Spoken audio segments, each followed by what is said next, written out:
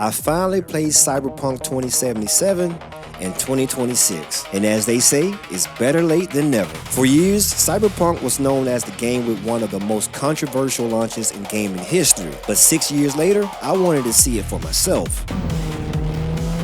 Yana says, no, you didn't, gang. We convinced Smitty to stay on.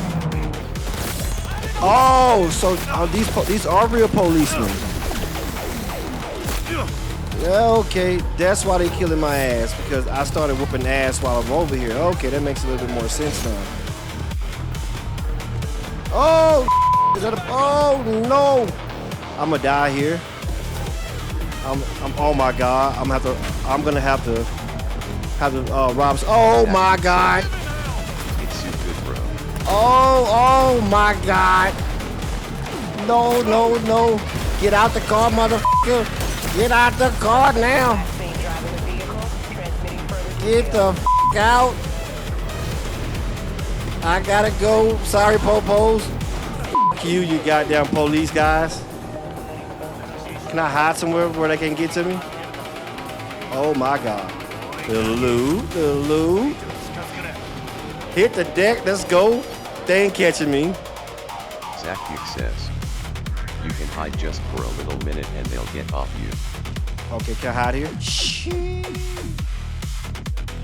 So after spending time in Night City, there's really only one question that matters. Is Cyberpunk 2077 still worth buying in 2026?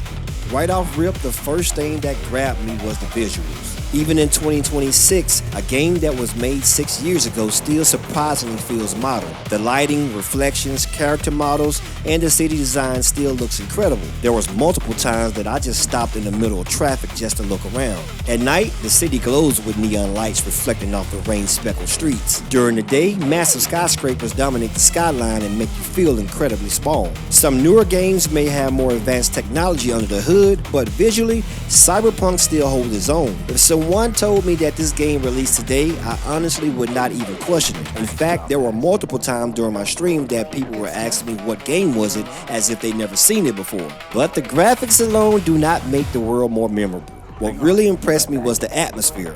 Night City feels alive. Every district has its own personality, style, and energy. Some areas feel rich and futuristic, others feel dirty, dangerous, gritty, and completely abandoned by society. Everywhere you look, there's something happening. Advertisements filling entire buildings, crowds moving through the busy streets, cars flying past as neon lights light up the skyline. It feels less like a game world and more like a place that exists whether you're there or not. And that is what made Night City feel so special. It constantly pulls you into its world. Going into Cyberpunk, I expected decent gunplay.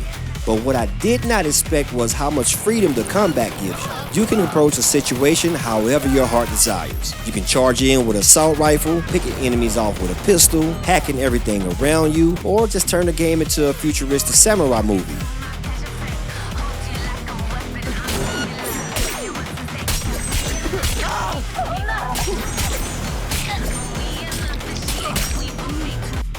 The gunplay feels solid. If I was to compare it to something, it would be Marathon. But the close quarter combat to me is where the game really shines. And let me tell you, dashing through enemies with a katana while you're slowing down time, that never gets old. Every fight felt fast, stylish, and incredibly satisfying. And the more abilities I unlocked, the more creative the combat became. One thing I kept asking myself while playing was, what game does Cyberpunk feel like? And to be honest, it's kind of hard to compare it directly to anything. It has the immersion of Arc Raiders, the role-playing freedom of Fallout, the storytelling quality that the CD Projekt Red became known for with The Witcher 3, and moments that feel straight out of a big-budget sci-fi action film. Somehow, it takes all of those influences and creates something that still feels unique. To be honest, there's really nothing else that captures the combination of atmosphere, storytelling, and player freedom. So, is Cyberpunk 2077 worth buying in 2026? For me, the answer is yes. The graphics still look fantastic, the atmosphere is among the best I've ever experienced in a game, the combat is flexible, fun, and rewarding, and Night City remains one of the most impressive open worlds I've ever explored. Looking back at it, it's easy to say the game has managed to stay relevant all these years later. I may have been late to the party, but after finally experiencing Cyberpunk 2077 for myself, I completely completely understand why there are still so many people talking about this game still yet today.